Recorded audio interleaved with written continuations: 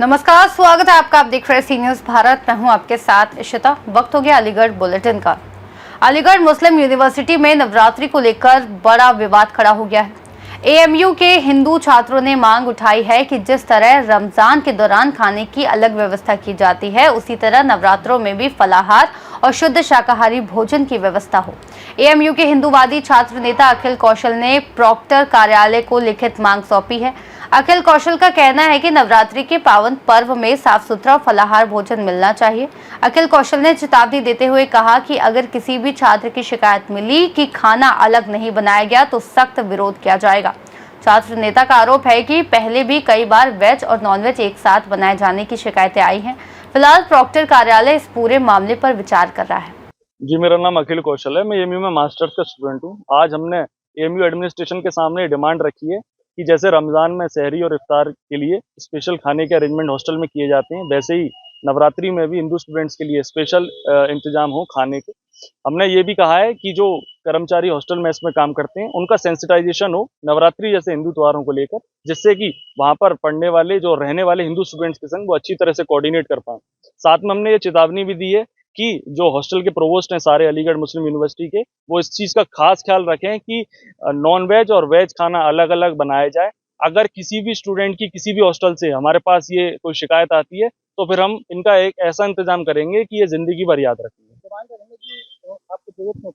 जी, पहले कई बार हमारे संज्ञान में ये चीज़ आई है, जो वेज और नॉन वेज खाना एक संग बनाने पे बवाल हुआ था। तो हम ये चाहते हैं कि इस बार इस जैसा कोई बवाल ना हो और नवरात्रि जैसा त्योहार हिंदू छात्र ये अलीगढ़ मुस्लिम यूनिवर्सिटी में अच्छी तरह से मना पाएं अपने एकेडमिक्स के साथ। कितने छात्र होंगे इस तरह से? तकरीबन 1000 हिंदू छात्र अलीगढ़ मुस्लिम यूनिवर्सिटी के हॉस्टल में रहते हैं। क्या खाना बनाने वालों की भी कोई आपत्ति है आपको? जी, खाना बनाने वाले यहाँ पर जो मेस में ज़्यादातर मुस्लिम कर्मचारी हैं, तो इसी वजह से हमने जो डिमांड रखी है कि उनका सेंसिटाइजेशन ऐसा हो कि नवरात्रि जैसे हिंदू त्योहारों के बारे में उनको नॉलेज मिले, उनको ज्ञान मिले, इसका महत्व उन्हें पता चले और वो नवरात्रि का जो स्पेशल खाने का अरेंजमेंट है उनको अच्छी तरह से पूर्ण कर पाएं। अलीगढ़ से सी न्यूज़ संवाददाता संजीव शर्मा की रिपोर्ट। अलीगढ़ में बन्ना देवी के सारसोल गांव में दबंगों ने जमीन दिलाने के लालच में 2 दलित भाइयों को धोखे से गैर जनपद ले जाकर ठगने की कोशिश की।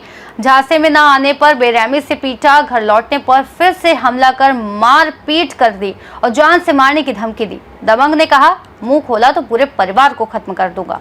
पीड़ितों के ने थाना बन्ना देवी में शिकायत दर्ज कराई है। ये क्या नाम है आपका? छोटू नाम है मेरा। कहाँ के निवासी हो आप? 755। क्या मामला हुआ आपके साथ? है जी, क्या वारदात हुई है?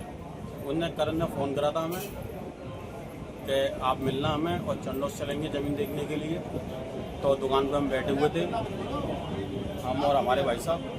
तो हम दोनों को लेके गए हैं वो, और फिर रास्ते में मतलब आगे निकल गए हैं वो। आगे निकलने के बाद में फिर वो फिर वहाँ पर ठेके पर दारू ली उनने, दारू वगैरह पी है। और फिर वो ज़मीन के मैटर में भी गए हैं, तो वहाँ पे कोई कहानी नहीं बन पाई है। वहाँ पे लोगों ने कह दिया कि ये इनको ऐसा कोई मैटर नहीं है, इनको अपने अपने घर पे छोड़ के आइए। वहाँ पे तो दरोगा पुलिस वाले भी आए हैं वहाँ पे, तो वहाँ पे फैसला वगैरह भी हुआ। तो वहाँ को आपके साथ मारपीट कितने लोगों ने की है? भैया करण थे और रोहित चौधरी थे और 4-5 लोग और थे, उनका नाम नहीं मालूम। क्या करते हैं ये लोग? ये भैया ये प्रॉपर्टी डीलिंग का काम करते हैं और हेरा फेरी वाला काम है लोगों का। कोई आपराधिक इतिहास भी रहा है इन लोगों का? ये करण चौधरी मोहित चौधरी बोले थे कि मैं तेजवीर गुड्डू सिंह का भतीजा हूँ, कि मेरा कोई कुछ नहीं कर पाएगा, कि हम तो ये देख लेंगे साले चमार, तूने ये वाला हमारा काम नहीं करा तो हम तो ये देख लेंगे। और इन्हें पिटाई कर करके हमने हमारी रिकॉर्डिंग भी बनाई है और वीडियो बनाई है कि तुम्हें ऐसे से बोलना है, पिटाई कर करके हम, और साइन भी कराए हैं हमारे, और हमारा फ़ोन नंबर भी लिखवाया है। हम नीचे तला के ऊपर तक की पावर लगा देंगे, हमारा कोई कुछ नहीं कर पाएगा, तो कहीं नहीं जा पाएगा बच के। आगे क्या वारदात हुई फिर आप? फिर हमें थाने में आए हैं। किस थाने की में? खुड़िया थाने में आए हैं।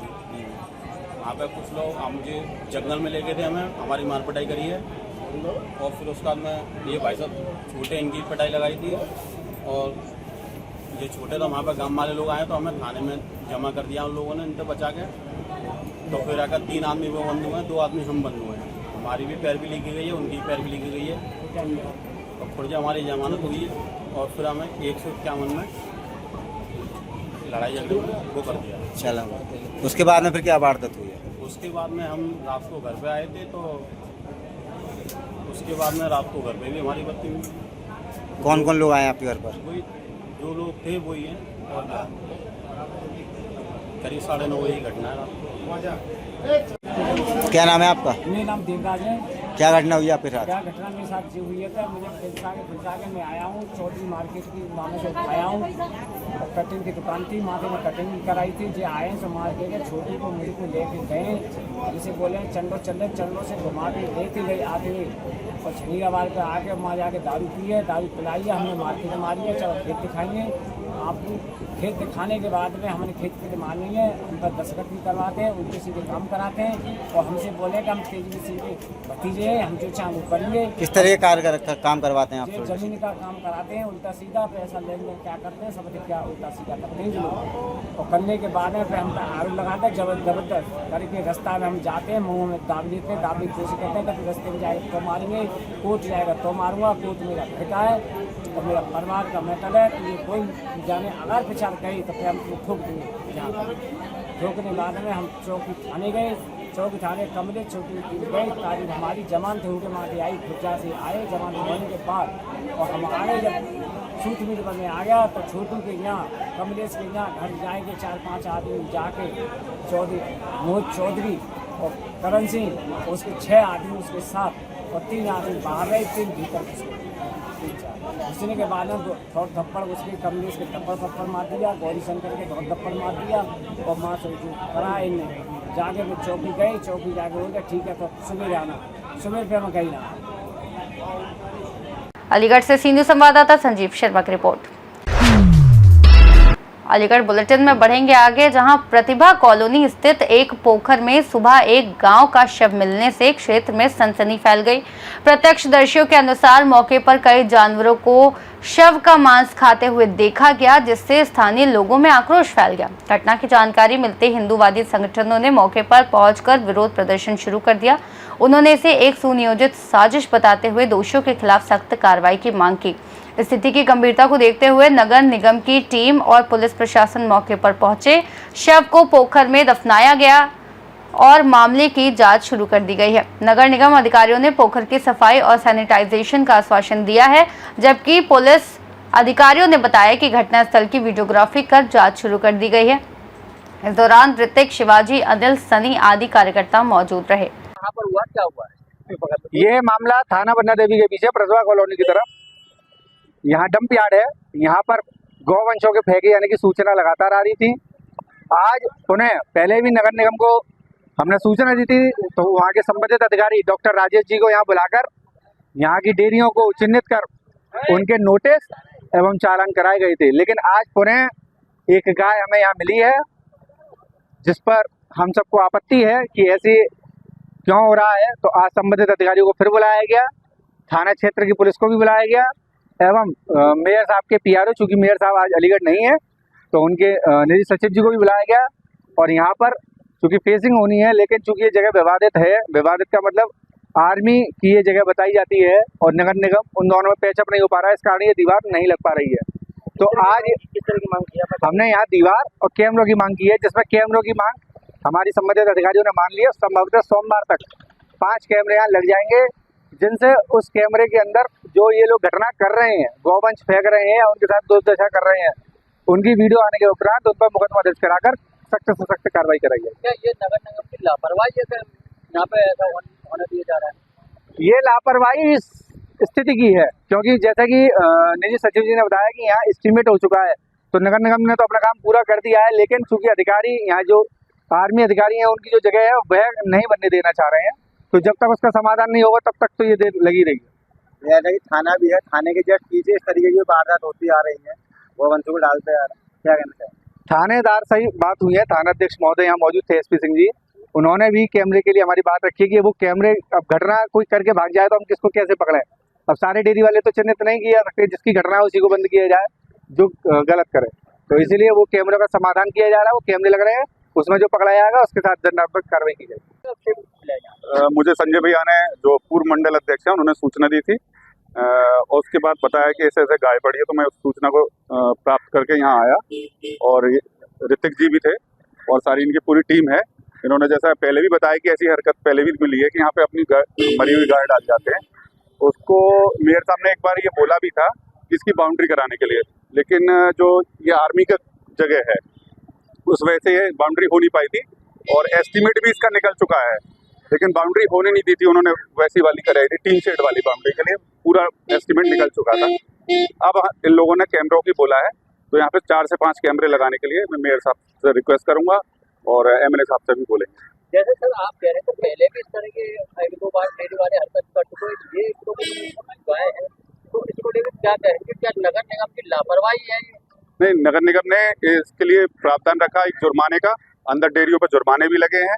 अभी यहाँ पे डॉक्टर रामजी लाल जी आए थे, वो सब बातें करके गए हैं और आगे और जुर्माने की फीस बढ़ाकर उन पर कार्रवाई की जाएगी। जिस तरीके रोक किस तरीके लगेगी? ये इसी तरीके से लगेगी, इसकी बाउंड्री हो, कैमरे लगे, और बाउंड्री के लिए तो उन्होंने आर्मी वालों ने मना ही कर दिया है, तो इसके लिए तो आगे मेयर साहब भी बात करेंगे। कितने कैमरे लगेंगे? और 4 से 5 कैमरे की प्रावधान दिया है जो हमारे नगर निगम से अटैच होंगे और पुलिस में भी उसका वो रहेगा कनेक्शन। क्या नाम है सर आपका? मैं डॉक्टर तरुण शर्मा, मेयर साहब का निजी सचिव।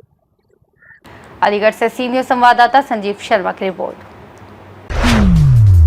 अलीगढ़ बुलेटिन में आगे बात करेंगे, जहां श्री रामलीला गौशाला कमेटी के तत्वाधान में श्री आदर्श रामलीला मंडल मथुरा द्वारा पंडित राघवेंद्र देव चतुर्वेदी के निर्देशन में श्री रामलीला मंचन अचल ताल स्थित रामलीला मैदान पर किया जा रहा है। मां काली की शोभा यात्रा अचल ताल से प्रारंभ होकर रामलीला मैदान पर संपन्न हुई। कार्यक्रम में प्रभु श्री राम, माता सीता, लक्ष्मण जी का पूजन अध्यक्ष विमल अग्रवाल, महामंत्री अरविंद अग्रवाल द्वारा किया गया।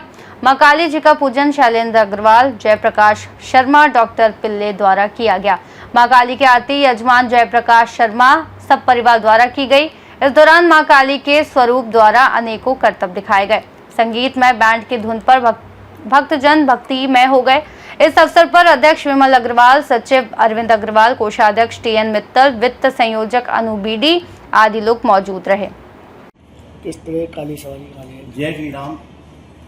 रामलीला महोत्सव के अंतर्गत आज 24 सितंबर को काली जी की सवारी का आयोजन है। काली जी की सवारी रामलीला भवन से प्रारंभ होगी।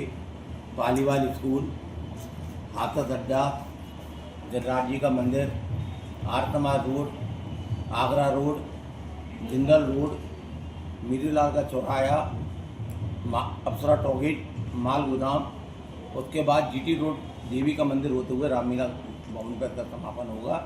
आज भवन में लीला नहीं होती है और मैं सभी अपने संयोजक और सह संयोजक जितने भी रामलीला महोत्सव के हमारे पदाधिकारी हैं सबका मैं धन्यवाद देता हूँ कि जो जी जानते शोभा यात्रा को निकलवाने में लगे हुए हैं और साथ साथ ही पुलिस प्रशासन, नगर निगम और पत्रकार बंधुओं का भी धन्यवाद देता हूँ जो सब लोग इस कार्य को कराने में लगे हुए हैं। जय श्री राम। कितने डोले हैं, क्या जान? आज की शोभा यात्रा में राम जी का डोला है, एक देवी जी की झांकी है, एक काली का खाड़ा है, एक बैंड है और एक गाने वाले हैं। अलीगढ़ से सीनियर संवाददाता संजीव शर्मा की रिपोर्ट। अलीगढ़ के थाना जवर क्षेत्र के रटगांव में मजदूरी पर जा रहे एक युवक को रास्ते में दर्जन भर दबंगों ने रोककर लाठी डंडों से जमकर पीटा और फायरिंग भी की, जिससे वे गंभीर रूप से घायल हो गया है। घायल युवक ने घटना की सूचना तत्काल स्थानीय पुलिस को दी, जिस पर पुलिस मौके पर पहुंची और एक आरोपी को गिरफ्तार कर उसके कब्जे से तमंचा बरामद किया, लेकिन केवल शांति भंग की धाराओं में कार्रवाई की। पुलिस ने घायल युवक को इलाज के लिए नजदीकी स्वास्थ्य केंद्र भेजा और पीड़ित की तहरीर के आधार पर दर्जन भर दबंगों के खिलाफ मुकदमा दर्ज किया। पुलिस की कार्रवाई से असंतुष्ट पीड़ित ने एसएसपी कार्यालय पहुंचकर न्याय की गुहार लगाई, जिस पर एसएसपी नीरज जादौन ने थाना प्रभारी को सख्त कार्रवाई के निर्देश दिए। दादा क्या नाम है आपका? शाहिद खान। शाहिद कहाँ रहती है? रटगांव। थाना कौन सा है? जवा। अच्छा, किस मामले की शिकायत लेके आए?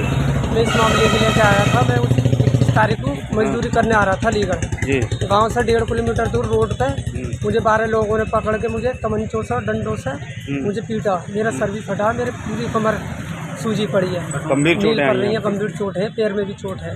मैं थाने गया, उस टाइम पर पुलिस आ गई थी, तमंचा भी बरामद किया था पुलिस ने। अच्छा, कारण क्या है मतलब मारने? उससे कारण ये है, उन लोगों ने मुझे पहले फंसाया था, 8.5 लाख रुपए ले लिए झूठा मुकदमा मर्डर केस में। अच्छा। अपना पति उस औरत ने खुद मारा था, इस नाजिम के माई ने मामा मार दिया था, उस केस में 8.5 लाख रुपए ले लिए थे। आपसे लिए? मुझसे लिए थे, मैंने प्लॉट बेच के पैसे दिए थे इसे।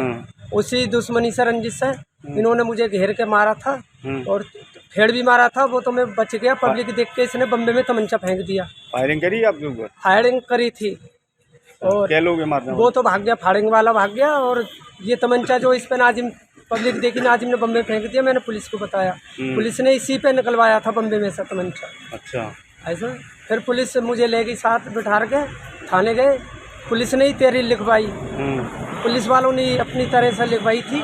मेरे तो चोट थी, मुझे बोलना ही नहीं जा रहा। उन्होंने लिख के मुझे तो घर भेज दिया तो ट्री करा के, और उसको शाम को छोड़ दिया था 151 में जमानत करा के। जेल नहीं भेजा उसे? जेल नहीं भेजा उसे। आज कहाँ आए थे? उसका ताऊ रियाज बदमाश है, वो रात को आया था 22 तारीख की रात को। हमारी घरवाली से मैं तो दवा खा के लेटा था, उससे धमकी दे रहा था कि ऐसा सुबह चली जाना चौकी, फैसला लेके आना। आदमी मर जाते हैं उसमें ही फैसला होता है। अभी तो जिंदा है। मुकदमा दर्ज है? मुकदमा दर्ज है। मतलब समुचित धारा में मुकदमा दर्ज नहीं है? नहीं है, नहीं। आज कहाँ आए थे? मैं यहाँ आया हूँ कप्तान साहब के। साहब से मुलाकात हुई है? हो गई थी। क्या आश्वासन दिया कर? मैंने यही सच्चाई बताई थी। उन्होंने दरोगा को वहाँ फ़ोन करा था थाने को। उन्होंने पूछी तमंचा बरामद हुआ है कि वो बोले हाँ है। वो तो उल्टा मुझ पर लाद रहे थे। अच्छा। हाँ, इन्होंने कि ये के थे केले, तो उन लोगों की चोट है कि नहीं, तो उन लोगों की चोट नहीं है तो ये अकेला आदमी कैसे मार देगा। ऐसा है, छानबीन करो, उन लोगों को जेल पहुँचाओ। अलीगढ़ से सी न्यूज़ संवाददाता संजीव शर्मा की रिपोर्ट। अलीगढ़ बुलेटिन में बढ़ेंगे आगे, जहां अलीगढ़ में क्लिनिक संचालकों से ठगी करने वाले फर्जी आईपीएस को पुलिस ने दबोच लिया है। हैरान करने वाली बात यह है कि दिल्ली गेट पर घटना को अंजाम देने के बाद वह तीर्थ स्थलों के दर्शन को निकल गया था। सीसीटीवी से मिले सुराग के बाद आरोपी को दबोच लिया गया। उसके पास से 2,10,000 रुपए बरामद भी कर लिए गए हैं। सीओ प्रथम मयंक पाठक ने प्रेस वार्ता में बताया कि 6 सितंबर को दिल्ली गेट के प्रिंस नगर स्थित क्लिनिक पर संचालक डॉक्टर सचिन के पिता योगेंद्र प्रसाद बैठे थे। आरोपी ने वहां पहुंचकर खुद को सीआईडी में कार्यरत आईपीएस बताकर फर्जी क्लिनिक चलाने का आरोप लगाकर धमकाया। उसके बाद अंदर घर में ले जाकर 10 लाख रुपए नगद व जेवरात ठग लिए। सीसीटीवी कैमरे की मदद से जब उसकी खोज शुरू हुई तो उसकी लोकेशन वृंदावन के एक होटल में मिली। देखिए, विगत दिनों थाना दिल्ली गेट में एक मुकदमा अपराध संख्या 251/25 लिखा गया था, जिसमें एक ऑर्थो के क्लिनिक से एक फर्जी आईपीएस ने सीआईडी वाला खुद को बता के करीब एफआईआर में 10 लाख रुपए और कुछ जेवरात लूटे थे। तो इस संबंध में तभी से पुलिस और शहर का एसओजी सर्विलांस उनके पीछे था और हमने एक बड़ी सफलता हासिल करते हुए इसे आज गिरफ्तार कर लिया है। और मुझे बताते हुए बहुत खुशी है कि बहुत बड़ा अपराधी है, इंटर स्टेट अपराधी है। इसके खिलाफ 5 स्टेट में 10 मुकदमे पंजीकृत हैं। और इस तरह का जो अपराधी मोडस ऑपरेंडी था कि ये सबसे पहले तो कलकत्ता में इसका एक इंस्टीट्यूट ऑफ अल्टरनेट मेडिसिन का इसकी एक शाखा थी, जहां से वह डॉक्टरों को फर्जी डिग्रियां वितरित करता था। तो ये जो इंस्टीट्यूट था, ये कोलकाता सीआईडी ने 2018 में बंद करा दिया था। तो इसको जानकारी थी कि पूरे इंडिया में कहाँ इस तरह के फर्जी डॉक्टर रहते हैं, उनकी क्या क्या कमजोरियां हैं, और वह इन्हीं कमजोरियों का फायदा उठाता था। तो इस तरह इस पे कई मुकदमे हैं जहां ये अलग अलग शहरों में जाता था, वहां कैब बुक करता था, ऐसे डॉक्टरों का पता लगाता था जो कि अपने क्षेत्र में काफी पॉपुलर है, जिनपे काफी जनता का जमावड़ा है। उनके यहाँ जाकर ये खुद को कभी इंटेलिजेंस वाला बताकर, कभी सीआईडी वाला बताकर, कभी सीबीआई वाला बताकर, कभी WHO वाला बताकर उनके यहाँ जाकर उनसे उनको डराता था, तो उनको धमकाता था। और क्योंकि इसको खुद इसका पता था कि किस तरह फर्जी डिग्रियां बेची जाती हैं, फर्जी डिग्रियां खरीदी जाती हैं, तो इसी कमजोरनेस का फायदा उठाकर उनसे ब्लैकमेलिंग करके या उनको बंधक बनाकर उनसे रुपये लूटता था। के अंदर ये बात भी सामने आई है, लोगों को बनाता था, उनके पास रियल में सारी डिग्रियां फर्जी। देखिए, अभी तो हमारा फोकस सबसे पहले इस मास्टरमाइंड को पकड़ना था, लेकिन हमारी जानकारी में आया है कि पूरे देश भर में, और इस पे क्या कहते हैं, आयुष मिनिस्ट्री की रिपोर्ट है, हेल्थ मिनिस्ट्री की रिपोर्ट है, ऐसे कई डॉक्टर्स हैं जो कि फर्जी डिग्रियों के साथ चलाकर अपने क्लिनिक चलाकर जनता की हेल्थ के साथ खिलवाड़ कर रहे हैं। अब तक जो इसके रजिस्टर्ड मुकदमे हैं, क्योंकि इसमें एक बात बहुत ही गौर करने योग्य है, ये इन लोगों से फ्रॉड करता था ज्यादातर, जो कि खुद ही फ्रॉड है, और ज्यादातर ये फ्रॉड 20,000, 25,000, 30,000 इस तरह करता था। तो मोस्ट ऑफ द पब्लिक या मोस्ट ऑफ द जो भी डॉक्टर्स है वो कभी सामने नहीं आते थे, मुकदमा दर्ज नहीं कराते थे। लेकिन जिस तरह इससे हमने जानकारी की, इससे पहले उत्तराखंड गया था, उससे पहले छत्तीसगढ़ में इसकी गिरफ्तारी हुई थी, इसकी गिरफ्तारी तेलंगाना में है। शारदा चिट फंड का जो स्कैम था उससे इसके लिंक जुड़े हुए हैं। जैसे ही मैंने बताया कि सीआईडी वेस्ट बंगाल ने इससे पूछताछ की है, उड़ीसा में इसके खिलाफ मुकदमे हैं। तो काफी इसका विस्तृत नेटवर्क है, और ये मैं कहूंगा कि इसको गिरफ्तार करना इस मुकदमे में, इस विवेचना में एक शुरुआत भर है, क्योंकि हम इसके पैन नंबर से, इसके इनकम टैक्स रिटर्न से, इसके जितने भी ऑफशोर इंश्योर खाते हैं, जितने इसके डीमैट अकाउंट हैं, इससे जानकारी मिली है कि इसके पास कई क्रिप्टो के खाते हैं। तो क्योंकि ये फाइनेंशियल फ्रॉड है, और फाइनेंशियल फ्रॉड जैसा कि आप जानते हैं उसको इन्वेस्टिगेट करना काफी इंट्रिकेट प्रोसेस है, बट हमने इसको गिरफ्तार किया और इससे हमने सारी डिटेल्स ले ली हैं। अभी गिरफ्तारी इसकी अलीगढ़ से हुई है। ये कलकत्ता का रहने वाला है, वैसे मूल रूप से उड़ीसा का। अकेला काम करता था? इसका जो ये इस तरह की चीजें जहां डॉक्टरों को डराता धमकाता था, तो ये अकेला काम करता था। लेकिन इसके और भी अलग अलग बिजनेसेस हैं, और भी अलग अलग इसकी शाखाएं हैं, जिसमें कई ग्रुप्स के नाम आए हैं, जो कि समय रहते हुए हम धीरे धीरे उनका खुलासा करेंगे। डॉक्टर देखिए क्या करता था कि किसी भी कैब वाले को पकड़ लेता था, उससे व्यवहार में पूछता था कि कौन कौन से डॉक्टर हैं जो पॉपुलर है, कहाँ कहाँ लोग जाते हैं क्षेत्र में। तो ऐसे पॉपुलर डॉक्टर्स के पास ही जाता था, और वहां जब उनकी डिग्रियां, क्योंकि जनरली डॉक्टर्स क्या होते हैं, अपनी डिग्रियां अपने बोर्ड पे लिखते हैं, तो उन डिग्रियों की जांच करता था। और क्योंकि इसकी पर्सनैलिटी इतनी इम्पोजिंग थी, इतना बढ़िया, ये एक तरीके से कहते हैं ठग नटवरलाल किस्म का इंसान था, वो उनको अपने झांसे में ले लेता था, अपने क्या कहते हैं बहकावे में ला देता था। और क्योंकि कई जो ऐसे डॉक्टर्स थे, उनके खुद के मन में ये भय बना रहता था कि कभी न कभी उन पे छापा पड़ सकता है, तो उस बात का फायदा उठाकर उनसे वसूली करता था। अलीगढ़ से सीनियर संवाददाता संजीव शर्मा की रिपोर्ट। अलीगढ़ बुलेटिन में फिलहाल के लिए इतना ही। देश और दुनिया की तमाम बड़ी जानकारियों के लिए बने रहिए सी न्यूज़ भारत के साथ।